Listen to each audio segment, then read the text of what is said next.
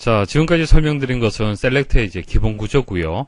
확장 구조를 말씀을 드리겠습니다. 좀 더 복잡해집니다. 셀렉트 플럼이 기본이죠. 그리고 디스팅트가 들어가게 되면은 중복을 배제한다라는 의미를 가지고 있습니다.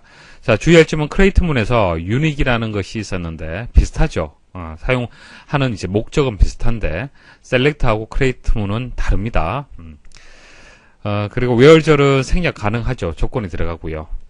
자, 그 다음 그룹 바이하고 오더 바이라는 것이 있는데요. 자, 그룹 바이는 그룹별로 이제 검색을 하는 겁니다. 그룹별로 해서. 자, 예를 들어서 이런 겁니다. 자, 정보 처리, 사무 자동화, 커말. 자, 정보 처리를 수거하는 튜플들 쭉 있고요. 사무 자동화 쭉 있고요. 뭐 커말 이렇게 있습니다. 자, 그러면 정보 처리, 사무 자동화, 커말. 자, 과목별로 해서 수강생 수를 구하라.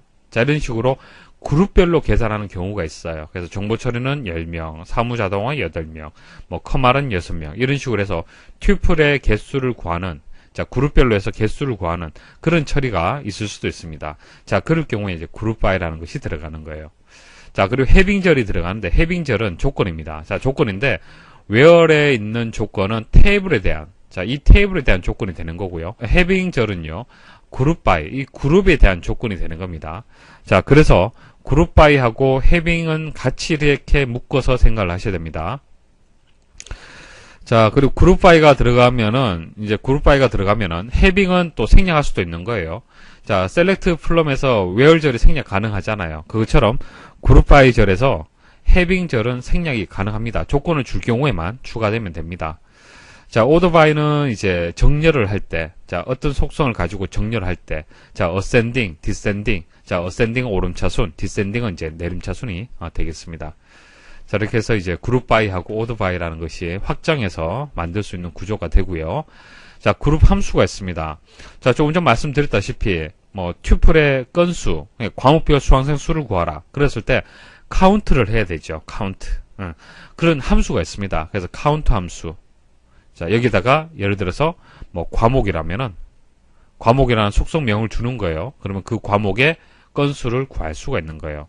자, AVG는 이제 average, 평균을 뜻하는 겁니다. 그 속성의 평균.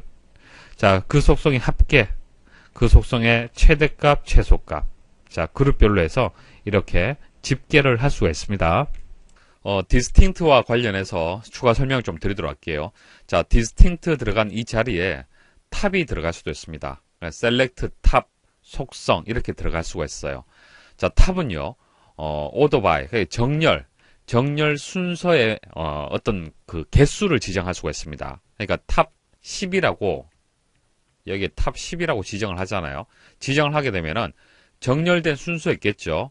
정렬된 값이 1, 2, 3, 4, 5 이런 순서대로 정렬된 결과를 출력을 한다라면은 검색을 한다라면은 그 중에서 상위 10개만, 자, 10개만 검색을 하도록 할 수가 있습니다. 그리고 distinct row라고 있습니다. 자, distinct와 같이 중복을 배제한다라는 의미를 가지고 있는데, 여기서 검색하는 속성하고는 상관이 없어요. 자, 속성을 기준해서, 중복을 배제하는 것이 아니라, 튜플에 있는 모든 값들, 그러니까 테이블이 있으면은, 튜플 전체 있죠. 이 전체 값이 중복이 되느냐 안 되느냐 그것을 제한을 하는 겁니다. 중복되지 않은 것들만 검색이 되는 겁니다. 그리고 all, 여기 all이 들어갈 수도 있는데, 자, all은 일반적으로 생략을 합니다. 일반적으로 생략을 했을 때 select 속성명 이렇게 들어가잖아요. 그죠? 자, 그게 이제 all이 들어갔다라고 생각하시면 돼요. 이런 제한 없이 모두 검색을 해라라는 의미가 되는 겁니다. 일반적으로 생략을 합니다. 자, 생략을 해서 select 속성명 이런 식으로 바로 입력을 하죠. 자, all은 생략을 합니다. 자, 실제 사용되는 예를 보면은 이해를 하실 겁니다. 자, 먼저 1번 한번 보도록 하죠. 자, 과목이 정보다. 자, 수강생 테이블에서 과목이 정보다. 자, 과목이 정보인 경우 여기 있고 여기 있네요. 자, 이 두 개의 튜플들이 자, 모든 속성이 이제 검색이 되는 겁니다. 자, 검색이 되는데 그냥 검색하는 것이 아니라 정렬해서 검색하라는 뜻이네요. 자, 이름을 기준해서 디센딩, 자, 내림차순하라. 만일 그냥 이제 검색을 한다. 자, 이 정렬 부분이 없다라면은 김길현이 먼저 나오고 그다음 남기욱이 나올 거예요. 그죠? 이름이. 자, 근데 결과를 보시면 아시겠지만은 니은 다음에 기억 순으로 나왔습니다. 그러니까 이게 내림차순이죠. 위에서 아래로 떨어지는 순서대로 정렬이 되었습니다. 그래서 정렬 방법을 명시하지 않을 경우에는 기본적으로 오름차순 정렬이 돼요. 그러니까 이 부분이 생략이 되면은 어센딩이 되는 겁니다. 자, 2번 한번 보도록 하겠습니다. 자, 2번 보시면은 수강생 테이블에서 수강료가 100 이상이다. 자, 100 이상인 경우. 자, 이 튜플들이 해당사항이 있네요. 자, 그룹바에 나왔습니다. 과목을 그룹화를 해라. 자, 정보, 컴할, 정보네요. 그러면 정보하고 컴할이라는 그룹으로 나눌 수가 있겠습니다. 자, 그다음 해빙절은 그룹에 대한 조건을 얘기를 하는 겁니다. 자, 카운트 2 이상이다. 카운트에서 별표 이렇게 나왔는데, 자, 카운트에서 별표가 나오면은 튜플의 건수를 구하라는 얘기예요. 튜플의 건수. 어떤 건수? 과목별로 해서 건수를 구하라. 그럼 어떻게 되는 거예요? 자, 정보는 2건이죠. 그 다음, 컴할은 1건이죠. 자, 조건이 2건 이상이라고 얘기를 했기 때문에 컴할은 검색이 안 되고요. 정보만 검색이 되는 거예요. 됐죠? 자, 정보만 이제 검색이 되는 겁니다. 자, 정보가 들어있는 튜플이 이제 검색이 되는데, 자, 그 튜플 값들 중에서 어떤 속성을 볼 거냐 결정을 해야겠죠. 자, 먼저 과목을 보겠다. 과목. 자, 그 다음 카운트에서 as 수강생 수 이렇게 나왔죠. 자, 이 부분을 또 해석을 잘 하셔야겠죠. 자, 그냥 카운트 하게 되면은 지금 우리가 보고자 하는 튜플은 이 튜플하고 이 튜플입니다. 자, 카운트 하게 되면은 튜플의 건수가 얼마예요? 이게 2죠. 그냥 숫자 2입니다. 자, 그러면 숫자 2, 그 결과 숫자 2만 검색이 돼서 나올 건데 필드명, 속성명도 필요하잖아요. 그죠? 그렇기 때문에 별칭으로 해서 수강생 수라고 준 겁니다. 자, 생각을 해보십시오. 수강생 수는요, 여기에 속성명으로 있는 것이 아닙니다. 새롭게 만들어지는 거고요. 그 수강생 수의 데이터는요, 카운트 함수를 이용을 해서 새롭게 만들어지는 겁니다. 자, 새롭게 만들어지는 속성이 되기 때문에 속성명도 필요하잖아요. 그래서 수강생 수라고 이름을 붙여준 겁니다. 그때 as로 해서 이렇게 별칭을 붙여주시면 됩니다. 자, 여러분들 이제 SQL의 수행 순서가 이렇게 복잡할 경우에는 혼란을 느낄 수가 있는데요. 항상 이제 첫 번째는 플럼입니다. 플럼. 자, 테이블을 먼저 찾아야겠죠. 그 다음 테이블에 대한 조건. 자, 그 다음 그룹. 자, 그리고 그룹에 대한 조건. 자, 이 처리가 다 끝나면 이제 셀렉트가 들어가는 거예요. 셀렉트. 그리고 정렬이 있으면 order by. 마지막에 정렬해주면 되는 겁니다. 됐습니까? 자, 그리고 카운트에 대해서 추가 설명 좀 드리도록 할게요. 자, 금방 카운트에서 별표 들어갔죠. 자, 이것은 모든 튜플을 이제 건수를 구하라. 그런 뜻이 되는 겁니다. 튜플에 널이 있든 없든 상관이 없어요. 하나, 둘, 셋, 넷, 5건. 자, 이렇게 널을 포함한 이제 튜플의 수를 이제 검색을 하는 거고요. 만약 카운트 안에 속성명이 들어가잖아요. 예를 들어 과목이다. 자, 과목이 들어갔어요. 그러면은 그때 튜플을 건수를 구하는데 이 속성에 널을 제외하고 건수를 구하는 겁니다. 그렇기 때문에 5라고 찾게 될 거고요. 만약 주소로 이렇게 들어가잖아요. 그러면 널이 있죠. 그러면 4가 되는 겁니다. 차이점 아시겠죠? 자, 별표가 들어가면은 그냥 널이 있건 없건 상관없이 그냥 전체 건수가 되는 거고요. 속성명이 들어가면 그 속성에 널이 있느냐 없느냐에 따라서 이제 건수는 달라지는 겁니다. 자, distinct에서 속성명이 이렇게 들어갈 수도 있습니다. 이런 경우에는 널 하고요. 중복을 제외한 건수가 반환이 되는 겁니다. 자, 두 개의 테이블을 병합한 결과를 만드는 유니온 보도록 하겠습니다. 자, 셀렉트 문을 이용을 해서 수강생 테이블과 정회원 테이블을 모든 속성을 일단 검색을 합니다. 검색을 해서 유니온 해서 합치잖아요. 그죠? 합치게 되면은, 병합하게 되면은, 혹시 중복되는 데이터가 있다. 권지원, 이런 데이터들은 중복이 되죠. 남기욱, 자, 김길현, 자, 이렇게 중복이 되네요. 자, 중복되면 중복된 것은 한 번만 표시를 하는 거예요. 자, 그래서 중복 없이 하나의 결과로 병합해서 검색하라. 그런 뜻이 되고, 여기다 all이 붙으면은, union all 하게 되면은 중복이 허용되어서 병합이 되는 겁니다. DCL 보겠습니다.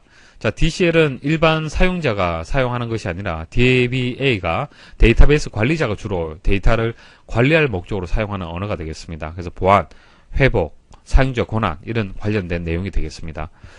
자, 그랜트는 권한을 부여하는 거고요. 리복은 권한을 취소하는 거고, 커밋은 트랜잭션 완료. 그래서 DB에 적용할 때 쓰는 명령어가 되고, 롤백은 트랜잭션을 취소하고 DB 적용이 안 되도록 하는 겁니다. 자, 각각의 예시를 보고 설명을 드릴게요.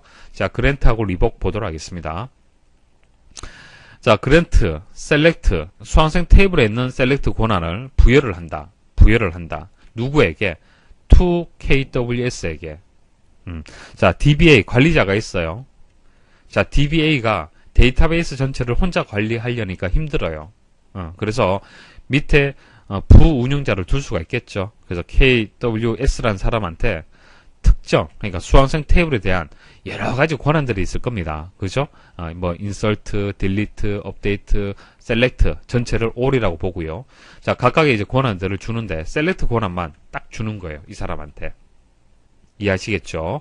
자, 이때 KWS는요, 다른 사람에게 권한을 부여할 수 없습니다. 밑에 또 다른 사람에게 권한 부여 못해요. 자, 권한을 부여하려면은 with grant option이라고 뒤에 붙어야 됩니다. 이 부분은 동일하고요. 뒤에 옵션을 이렇게 부여를 하면요, KWS가 A라는 사람한테 또 동일한 권한을 부여를 할 수가 있습니다. 자, 이런 경우는 데이터베이스가 클 때, 자, DBA가 모든 것을 다 관리하기 어려울 때, 그래서 아래쪽에다가 권한 부여하고 이 사람에게 또 알아서 하라고 그렇게 지시를 할 수가 있겠죠. 자, 권한 취소 보도록 하겠습니다. 자, 리복하고요.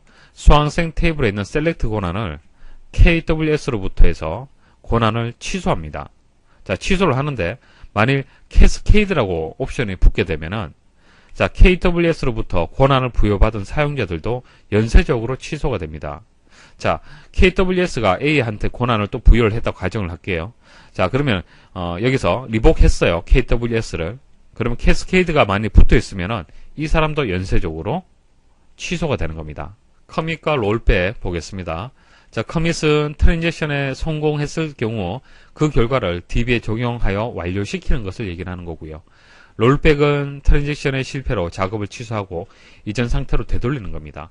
그러니까 확인 버튼하고 취소 버튼을 생각하시면 됩니다. 우리가 회원가입을 할 때 여러분들의 정보를 쭉 입력하죠. 확인 버튼 눌러야만 그때 데이터베이스에 적용이 되죠. 적용이 완료가 되는 겁니다. 취소 버튼 누르면 지금까지 했던 것들이 다 취소가 되죠. 이전 상태로 되돌려지는 겁니다. 자, 그게 커밋과 롤백의 개념이 되는 거예요. 자, 우리가 그 현금 인출기를 통해서 현금을 인출할 때도 마찬가지입니다. 그때도 이 개념이 들어가는 거예요. 자, 사용자가 카드를 넣어서 현금 인출기에 인출을 요구를 합니다. 자, 첫 번째는 카드를 넣는다. 두 번째는 비번을 넣고 금액 입력을 한다. 3번 서버에서 금액 확인한다. 잔액 확인한다. 자, 잔액이 이상이 없으면 출금이 된다. 자, 이런 과정에 의해서 현금 인출기에서 돈이 출금이 되겠죠. 자, 근데 데이터베이스 입장에서는 이 각각의 과정들을, 사람은 이것도 하나의 논리적인 과정이라고 볼 수가 있지만은 데이터베이스는 이것을 논리적인 과정이라고 보지 않습니다. 자, 논리적인 단위, 논리적인 과정이라는 것은 트랜잭션이에요. 트랜잭션. 데이터베이스에서는 트랜잭션을 얘기를 합니다. 그래서 트랜잭션, 데이터베이스에서는 실제 출금이 되어서 데이터베이스에 기존 5만원의 잔액이 3만원, 2만원 출금해서 3만원으로 잔액이 바뀌었을 때, 그때, 그러니까 데이터베이스가 적용이 돼야만 그때까지의 과정을 트랜잭션이라고 보는 겁니다. 그러니까 이 트랜잭션이 성공했을 때, 실제 잔액이 변경이 되었을 때 커밋이라고 하는 거고요. 만약 중간에 어떤 문제가 있었어요. 현금 인출기에 문제가 있었습니다. 자, 그럼 어떻게 되는 겁니까? 롤백이 되는 겁니다. 롤백. 그래서 이전 상태로 이게 하나의 단위가 되기 때문에 이게 완료가 되어야만 커밋이 되는 거지, 중간에 하나라도 문제가 있으면 롤백이 되는 겁니다. 개념 아시겠죠?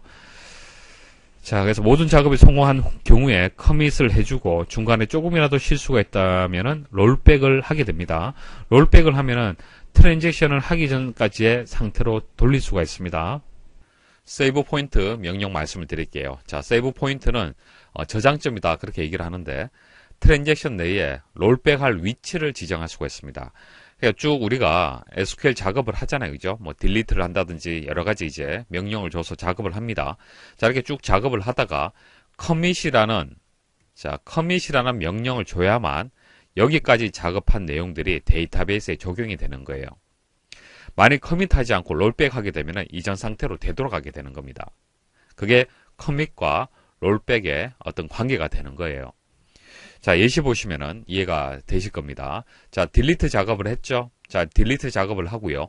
커밋 하게 되면은, 자, 여기까지의 작업이 데이터베이스에 적용이 되는 겁니다. 그래서 롤백 명령을 입력을 한다고 해서, 롤백이 되는 게 아니에요. 커밋을 했기 때문에.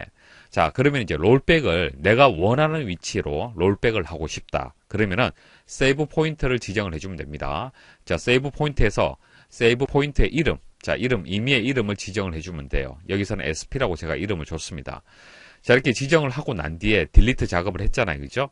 자, 그러면은 세이브 포인트를 지정하고 삭제한 작업이 수행이 된 겁니다. 자, 여기서 롤백을 하는데 롤백2 해서 SP, 자, SP 하게 되면은 자, 이 작업 이전 상태로 되돌아가게 되는 거예요.